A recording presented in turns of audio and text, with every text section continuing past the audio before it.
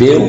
Então, voltando aqui, gente, na última aula a gente tinha acabado a antiguidade clássica, passamos pelos povos orientais, China, Japão, ocidentais, Egito, Mesopotâmia, Grécia, Roma, etc.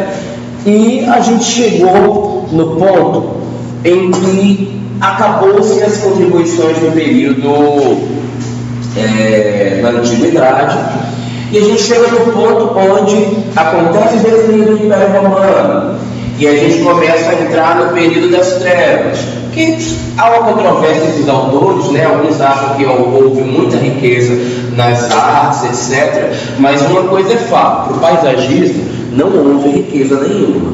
No paisagismo há, assim, uma redução dos investimentos, porque as cidades começam a se introvergir, elas começam a se proteger, a se encher muralhas, começa cada vez mais a entrar em decadência as civilizações.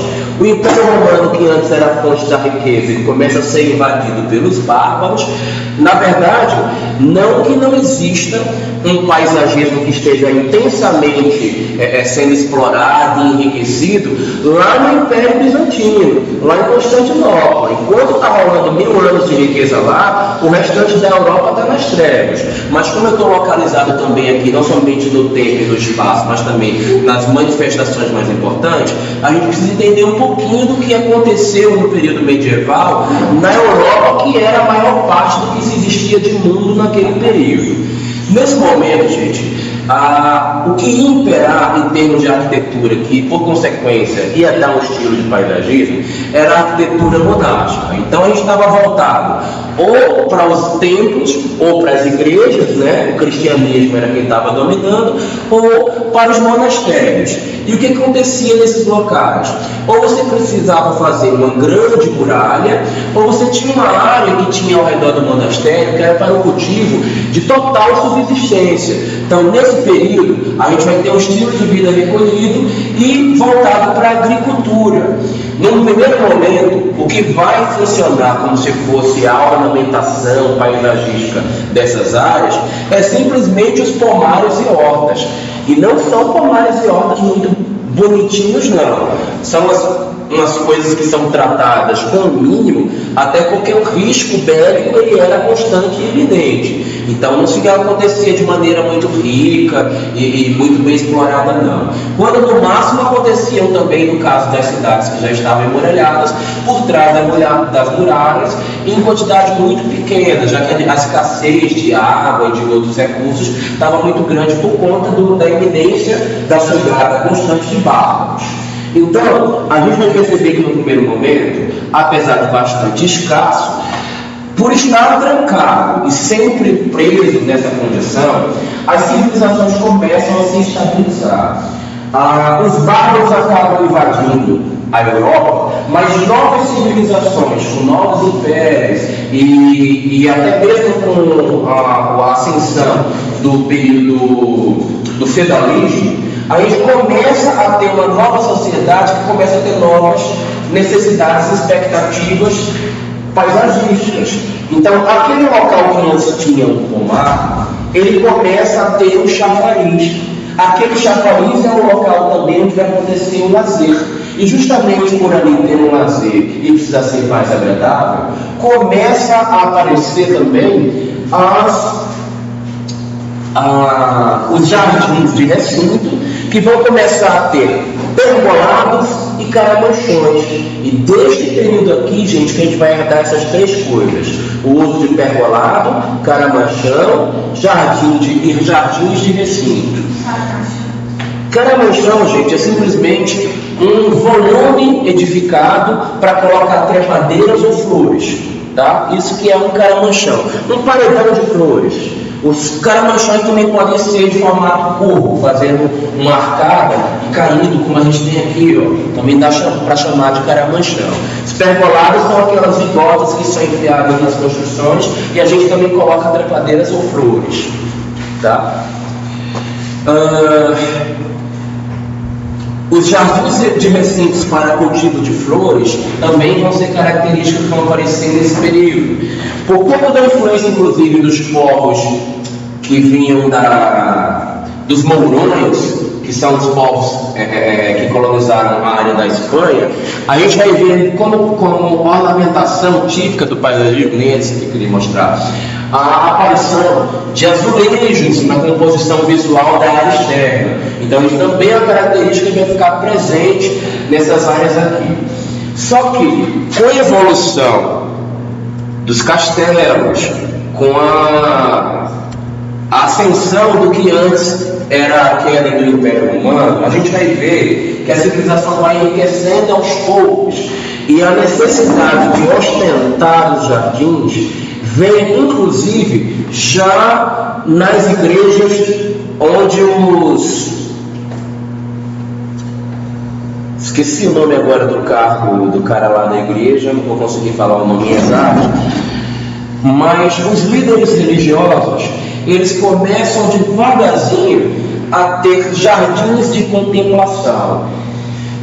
Do mesmo jeito que os líderes religiosos começavam a cultivar isso, até para efeito de meditação, até por algum sentido religioso, o mesmo em paralelo ia acontecendo para as famílias dos mecenas, que eram as famílias mais abastadas, que começavam a se formar a partir da mescla das famílias que herdaram o Império Romano, misturado com as famílias dos povos bárbaros que invadiram a Europa. E começavam a surgir tanto as famílias quanto as cidades um pouco mais ricas. E essas cidades começavam a ter interesse de mostrar o seu poder. Essas pessoas que eram os comerciantes, os burgueses, à beira dos burgos, começaram a querer expor a sua riqueza através do seu jardim. Quando a gente começa a ver esse tipo de manifestação e ver que esse jardim passa de ser uma coisa que sai do recinto, sai da muralha, sai do castelo e vai para a área adjacente ao castelo ou à igreja, e já é somente para visualizar e para mostrar que é bonito, que tem poder, porque a igreja nesse momento, ela também era um dos centros de interesse de poder da Idade Média. E quando está no início do Renascimento, quem manda em todo mundo? É a igreja, é o clero. Então isso, demonstrar um jardim bonito também era demonstrar poder. Então nas mãos de quem estava o poder nesse momento, que podia investir tanto na arquitetura quanto no paisagismo? Ou nos mecenas, aí a gente vai ter a família Médici como um exemplo grande disso, ou no clero, ou na igreja. E a gente vai ver, a partir desse momento, a quebra do que era considerado o período medieval, em termos de paisagismo, partindo para o período renascentista. E isso acontece de maneira mais evidente, inicialmente, na Itália, que é o berço do Renascimento. E a gente para de falar de paisagismo na Idade Média e cai no Renascimento.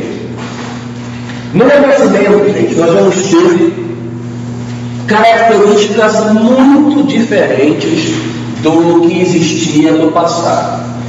Gente, o Renascimento, até hoje, salvo raras exceções, foi o momento em que o homem mais se preocupou em investir em paisagismo.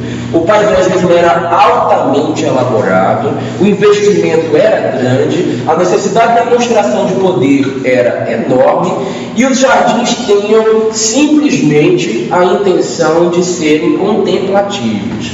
Ninguém fazia num primeiro momento. No primeiro momento, o jardim renascentista não foi feito para socializar. Ele era para demonstrar poder. O jardim renascentista tinha como prerrogativa básica do planejamento um traçado estritamente geométrico e simétrico. O Renascimento, o paisagismo italiano foi o precursor, foi o primeiro. Portanto, os traços do Renascimento italiano são os mais rígidos, os mais geométricos e os de figuras geométricas mais simples de toda a história do Renascimento. Como ele era o primeiro, e a gente ainda estava num período de escassez, apesar da intenção ser demonstração de poder, normalmente o o paisagismo do Renascimento italiano, ele não fazia modificações no relief, na topografia do local. Ele pegava algum edifício de importância, como um monastério, como uma grande igreja, como um castelo, ou a imediação da muralha de uma cidade que tivesse um burgo muito grande, uma área de burguesia muito forte, e fazia um jardim desses. Ou eles faziam um jardim desses também nas imediações das vilas dos mecenas, as mais famosas, as mais comuns, as vilas de Médici. Peraí, tá? A febre está atrapalhando, está dando aquele brancozinho que costumo ter. Muito assunto atrás do outro. Sim. Característica marcante também do jardim renascentista, estou falando nesse momento é geral, mas nesse momento italiano, topiaria, gente. Só que a topiaria renascentista não é igual à japonesa, igual à chinesa. Topiaria renascentista, gente, era somente geométrica. Eles não faziam animais, não faziam pessoas, eles faziam somente figuras geométricas, tá? Até porque a igreja comandava todos os ideais plásticos, artísticos e simbólicos da época. Imagina se eu posso adorar alguma imagem. Não posso. A única imagem soberana era a imagem do Senhor, do Deus Todo-Poderoso. Era pecado fazer qualquer outra imagem. Então só podia ter aqui retas, no máximo curvas. E lembrando que neste momento, como era o início do Renascimento, a gente ainda não tinha as volutas, ainda não tinha as curvas exageradas, e a quantidade de geometrias era pequena para compor o traçado. Sempre bem geométrico e simétrico. Ufa, acho que deu, né? Deu. Essa imagem do jardim, ela era para representar o poder máximo também, nesse caso aí? O que tem no jardim? Esse desenho. A questão de você centralizar as coisas, de certa forma, determina a centralização de algo que pode significar o poder. Pode ser que seja essa uma das intenções, tá? Ou demarcar um brasão também era bem comum nesse período.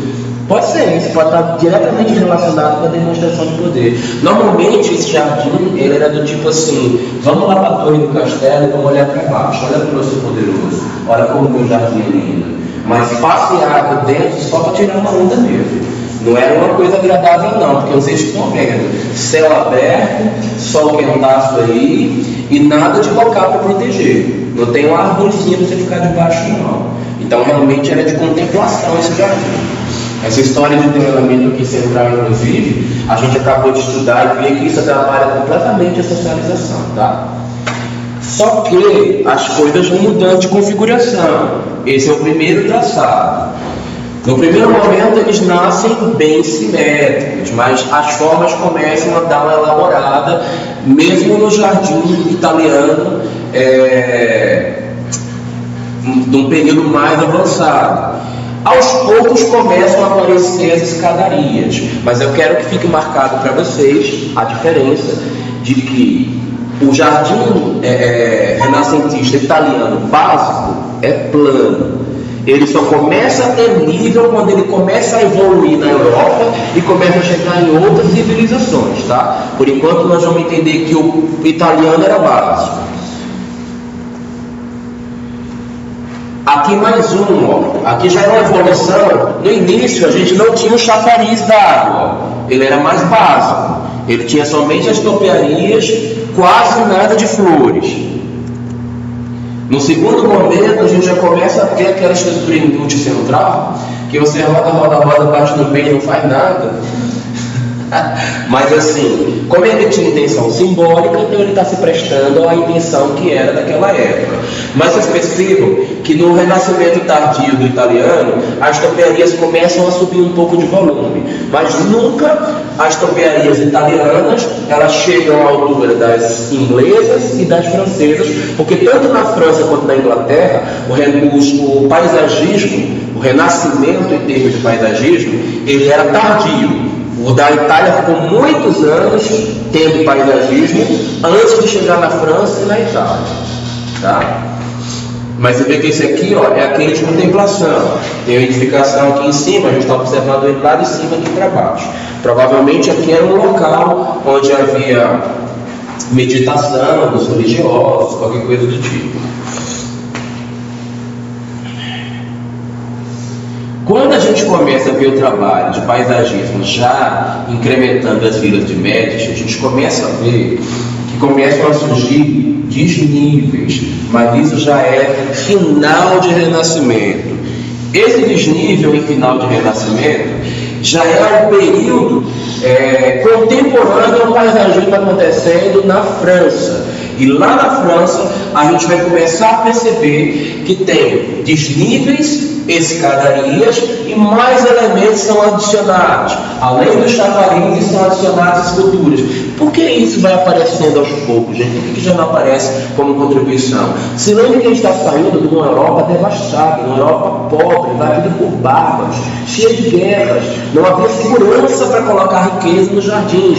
Quando chega no paisagismo tardio, a gente já está começando a poder colocar tudo de bom que ninguém vai saquear, porque já há uma relativa segurança, porque os duques e os senhores feudais já tinham estabelecido pacto com os bárbaros.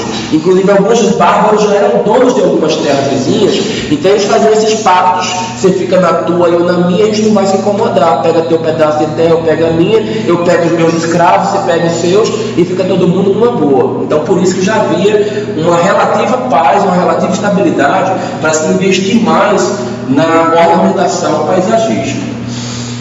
Começa a aumentar o nível um pouco da topiaria, tá? Mas ela é sempre mais geométrica. Quando a gente chega no auge da topiaria, que ela começa a ter formas altas, elaborações, esculturas ricas, muita água, dimensões gigantescas, nós já estamos falando de paisagismo no Renascimento francês. E para isso a gente vai ter o Palácio de Versalhes como a ascensão. Versalhes, gente, não fica em Paris. Ele é numa zona afastada, né, numa área da França que não é uma área central. E ele é o momento da ascensão em termos de paisagismo. A gente vai perceber que é uma área gigante, é um paisagismo muito grande. Lá, inclusive, para você circundar o Palácio de Versalhes, tem um micro-ônibus dentro para você visitar, que te leva e traz, andando por todos os belvederes existentes. Agora eu posso falar belvedere, porque vocês têm noção do que a gente está conversando. De fato, assim. Talvez você pode dizer que nessa época que surge o arquiteto paisagista do jeito que a gente entende hoje, porque lá no Egito já tinha o arquiteto paisagista, assim. Lá na Babilônia, não lembra dos jardins suspensos? Você estava na aula dos jardins suspensos? Então já tinha um cara lá que cuidava do paisagismo, mas o paisagista nessa época parece mais com o de hoje. Tá? Não sei se dá para dizer que surgiu em um determinado momento específico e ficou mais nítido o trabalho de que era necessário um cara para cuidar só da ornamentação da área externa nessa época aí. No Renascimento em si, no Renascimento tinha um cara que cuidava só disso, só que naquela época ele era chamado de jardinista, ele não era. Tem uma sociedade que fala de um arquiteto, não tem? Ele era inglês. Eu não vou conseguir lembrar também do nome dele, não. Mas sim, tem vários arquitetos nesse período que eles são respeitados por fazer ornamentações e fazer arquitetura paisagística. E aí isso fica marcado, sim. Em Versalhes tem N manifestações desse tipo. O fato é que quando chega no Renascimento de Paris, francês, há um resgate suave do paisagismo clássico. Então as esculturas da escala humana com perfeição voltam para os espaços e há uma supervalorização dos belvedere, que é uma coisa que não existia no Renascimento italiano. O Jardim de Versalhes, ele tem várias áreas privilegiadas, onde você chega num ponto e vê uma paisagem, chega no outro e vê outra. Outra coisa, no paisagismo do Renascimento francês, o jardim começa a ter interesse social. Começam a existir espaços convexos, começam a existir atividades atrativas, a principal de contemplação, e começam a haver diversificação de intenções em cada um dos espaços. Além do que, a escala paisagística fica gigante, né? Vira outra coisa o paisagismo neste momento. Existem alguns locais, onde eram locais para a curtição da alta sociedade, da nobreza francesa, e eles criavam as fontes, criavam os estares, criavam proteção para a sombra, aproveitavam uma gruta que jorrava água, criava uma área de estar embaixo para você curtir aquele barulho da água. Então tinha toda uma importância social o jardim nesse momento. O momento fica bem mais rico para o paisagismo. Para mim, em toda a história do paisagismo, nunca houve um momento de tanta riqueza paisagística como este aqui. Isso aqui é o apogeu da história do paisagismo. Qualquer coisa que acontece antes ou depois é muito pincelado, é muito em passo. Aqui é uma grande concentração de investimento em termos de paisagismo. Aqui é a entrada dos Jardins de Versalhes. Aí vocês vão ver algumas esculturas em bronze dentro d'água, com a fonte de Apolo. Lá na frente, do outro lado, a gente vai ver a fonte de Zeus.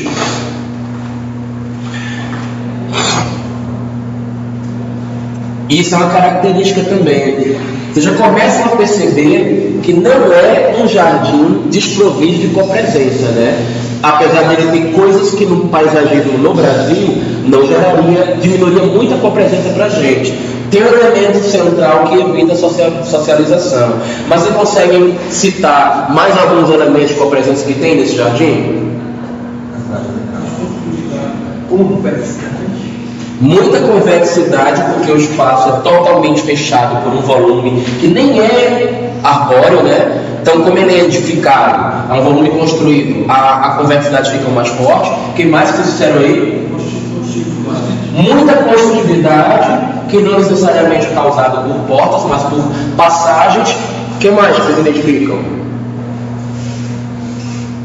Gente, se isso aqui são construtividades e tem caminhos de circulação, a axialidade aqui é forte, porque tem gente que pode ter vindo de lá, de cá, de um lado, do outro, e a axialidade toda ela está no meio. Ela só se torna mais fraco, porque Saturno está bem no meio impedindo o cruzamento. Se Saturno tivesse um pouquinho mais para o lado, a axialidade estava violenta passando pelo meio dessa praça. Isso é uma coisa para a gente se tocar quando a gente projetar os espaços públicos, tá? Em paisagismo isso é importante.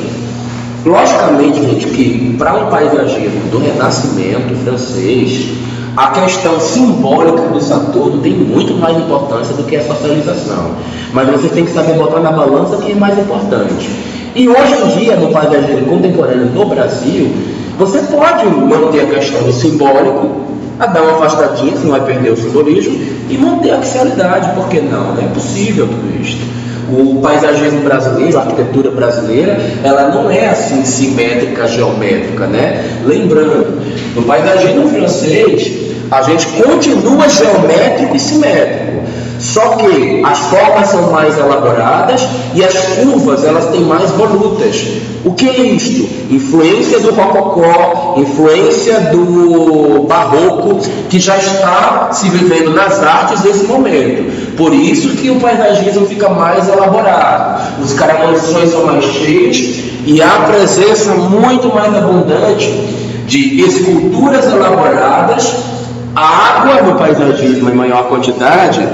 E uma característica importante, flores. No paisagismo do Renascimento italiano, a presença de flores ela é escassa. No francês, ela é abundante. No inglês, ela é escandalosa. Na minha opinião, é enjoativo. É um saco. Eu não gosto do paisagismo inglês. Não estou dizendo para vocês que é ruim, não. Estou falando que a mim não causa sensações agradáveis a paisagismo inglês. Não o de microescala, de macroescala eu gosto mais. Perfeito, gente? Entendido isso aí? A topiaria é mais alta, a presença de flores é maior, as formas, apesar de geométricas e simétricas, têm mais volutas e são mais elaboradas. Os belvéderes são muito mais variados no paisagismo francês.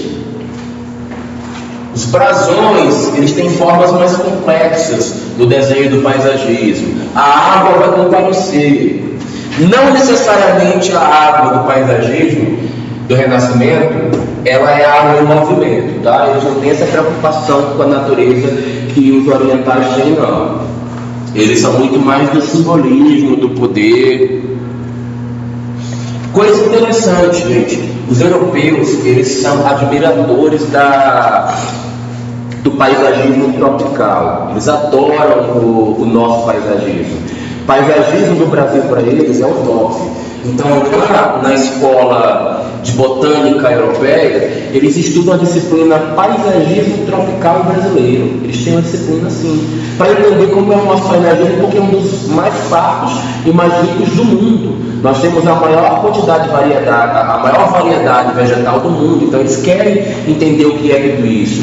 Então, para vocês terem uma noção, lá, essa área que vocês estão vendo aqui é a área de paisagismo tropical deles. Tanto as árvores quanto as palmeiras são tropicais, algumas inclusive são brasileiras, mas lá o clima é frio. Como é que vocês acham que eles têm isso aí nesse jardim? Eles mantêm isso de maneira artificial, fazendo reposição. Durante o verão deles, eles colocam tudo aqui. Quando chega o inverno, vem um cara com um carrinho, ele pega essas caixas que são, inclusive, são jardineiras, não está plantado no chão. Coloca no carrinho, transporta, vai tudo para dentro da estufa e se mantém aquecido durante o inverno.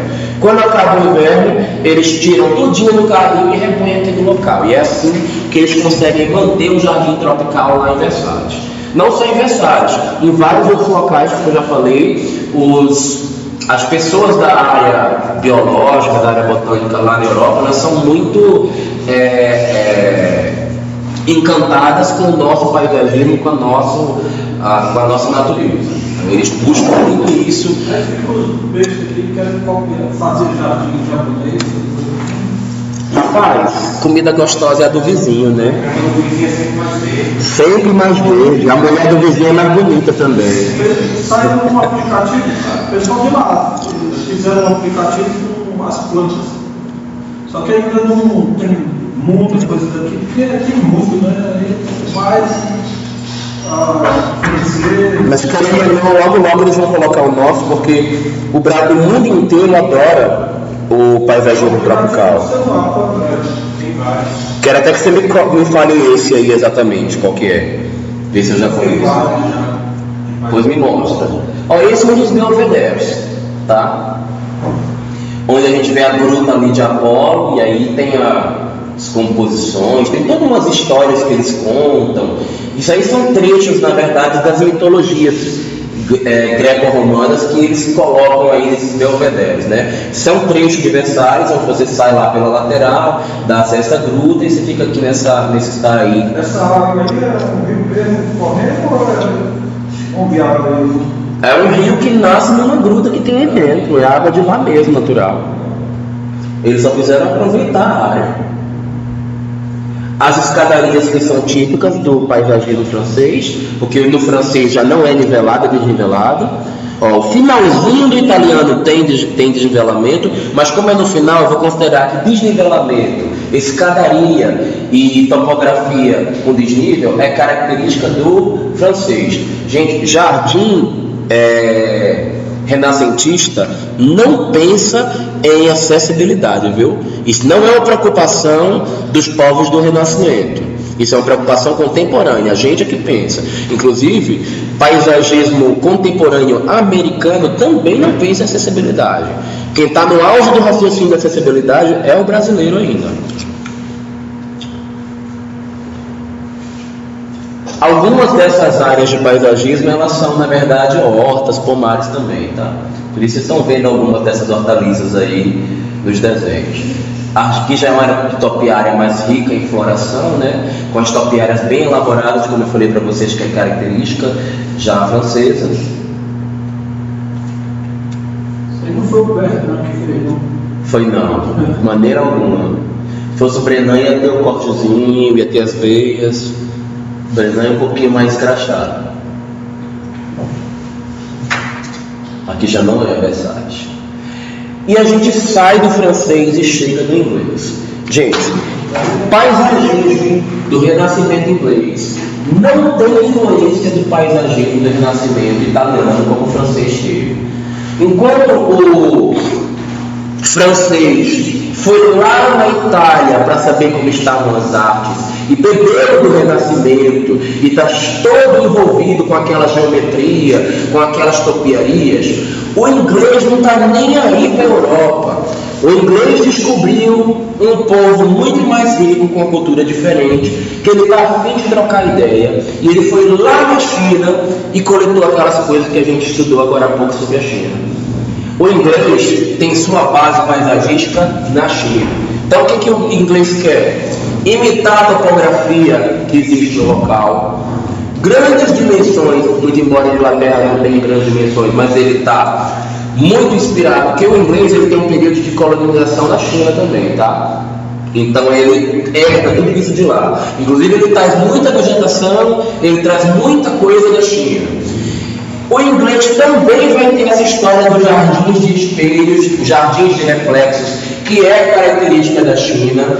Vai ter a ideia da sinuosidade que os chineses têm, porém eles vão viver a história do resgate das esculturas clássicas, que nesse período já vão ser esculturas neoclássicas, e uma coisa que vai acontecer nos ingleses, que eu diria que nem é uma herança totalmente chinesa, nem é uma coisa que veio só do Renascimento do francês. Eles entram no auge do uso da floração, gente. Não tem nenhum período, nenhuma civilização que goste mais de flor do que os ingleses. É um inferno. Porque eles misturam tudo de qualquer jeito, em qualquer lugar, na quantidade exorbitante, sem critério nenhum, com a quantidade de flores e de cores que você quiser pensar, eles botam no jardim. É tudo de bom num lugar só, que na minha opinião é tudo de ruim. É só minha opinião, tá? Eu não estou dizendo que o jardim inglês é tudo de ruim, não. Oi? A Holanda já produzia flor, né? A Holanda, inclusive, pega na sequência influência do jardim inglês, e o estilo de paisagismo da Holanda é muito semelhante com o que se pratica no inglês. Quase a mesma coisa, produz muita. E vai ter a Inglaterra como um grande consumidor da sua produção, porque eles gostam muito disso. Só que lá tem um problema sério. A Inglaterra ela tem um momento que é gelado, né?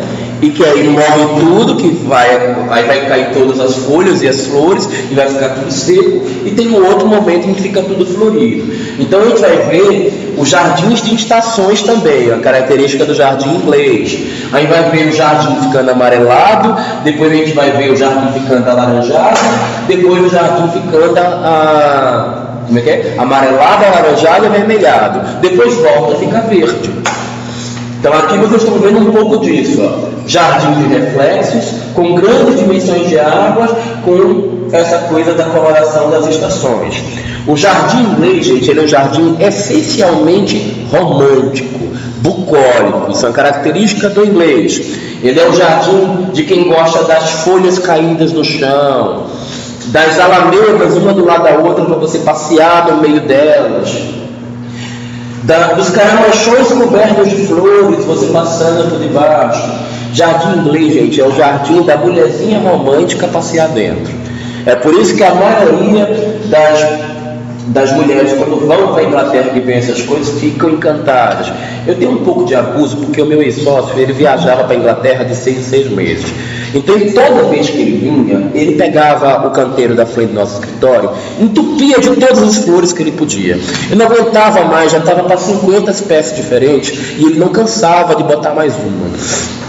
Então, apesar disso, gente, paisagismo não é que nem arquitetura. A arquitetura chega a um limite que você vê informação, cansa. Eu particularmente canso com muita informação de paisagismo. Mas mesmo aqui no Brasil, as pessoas têm tendência natural a achar bonito. Se você perguntar para o dono da casa, eu vou variar, vou botar muita planta, muito verde, muito colorido. De boca ele fala, não faça porque eu não gosto. Mas se você levar ele para ele ver um jardim, e ele vê um jardim com muita verde, variação, muito colorido, a maioria vai achar bonito e vai ficar encantado. Porque natureza não é uma coisa que cansa, a natureza é uma coisa que dá vida, né? É uma coisa que ela quebra a frieza das construções. Então a gente não precisa ter esse cuidado todo como se tem, mas ó, isso aqui é um canteiro de passeio tipicamente inglês, gente. A confusão de planta é assim que era na frente do meu escritório. Era isso que me incomodava. Eu olhava, eu vi uma muvuca de cores, de flores, de texturas, de tudo. O inglês é bem isso. Mas tem um outro conceito também que acontece no inglês, que é o conceito de labirinto. Isso a gente herda deles, porque o inglês foi o auge da bobearia. Enquanto italiano, francês, inglês estava disso para cima. Então, aqueles filmes que vocês veem do lobisomem, que a menina está perdida andando dentro de um monte de cercadinho bem autona, provavelmente é filmado dentro de um cenário na Inglaterra, na Grã-Bretanha, em qualquer lugar desses, porque eles pegam a história da cerca-viva e trazem ao auge. Como eles buscam muita informação dos chineses, então a topiaria imitando formas humanas, os desenhos, não é como a chinesa, é mais discreta e em pequena quantidade, mas rolam algumas coisas também, tá? Vai rolar uma ou outra influência aí que vai dar alguma dessas composições, mas o Jardim de Labirinto, sim, com certeza é uma manifestação que a gente vai pegar dos ingleses que vai ficar até hoje. Isso aqui é um cenário típico romântico que representa o inglês. As pontes inglesas também são sinuosas, são uma característica herdada do paisagismo chinês, mas nunca tão sinuoso quanto o chinês. E a gente vai perceber também aquela coisinha das toperias baixas com florzinhas. Vocês veem que aqui a toperia começa a ter desenhos de animais, as esculturas. Em alguns momentos do paisagismo inglês, as esculturas vão ter formatos mais, como é que eu diria, endiabrados, vão aparecer as cárpulas, né? Que infelizmente nas fotos aqui eu não pude colocar. Mas no momento em que o paisagismo está no auge da Inglaterra, nós estamos vivendo um momento gótico. Então as esculturas do gótico vão comparecer como estatuária significativa do paisagismo inglês. Não esqueçam disso, porque apesar de não estar na foto, eu posso cobrar isso em prova, tá? A aparição das gárgulas ou das outras criaturas. Aqui vai existir um seria porque é uma estrutura de metal e no esquerdo aqui tem parecendo um castelo aqui, uma casa, aqui embaixo, do lado esquerdo, aqui embaixo. Embaixo? Aqui? Aí do outro lado, do lado esquerdo. Eu não sei em cima da cerca lá. Atrás do seu ombro aí. Aqui? Pra cima aí, eu bem. Eu sei não, acho que é uma construçãozinha, não faço ideia, mas acho que é uma construção. Acho que é um outro edifíciozinho, uma casinha pequena, que é muito importante para essa cultura. Eita, que onça, rapaz. Calma, tá finalizando. Mais uma imagem aí que demonstra a questão do labirinto com as cercas vivas, a abundância de flores e misturas, a questão das alamedas românticas, como eu falei que costuma ser, as topiarias altas, o jardim de folhas caídas, que é uma característica inglesa, porque isso acontece no outono, a característica das plantas lá serem caducifólias. Deu, e a gente encerra Renascimento. Desculpem a gente ter se estendido tudo.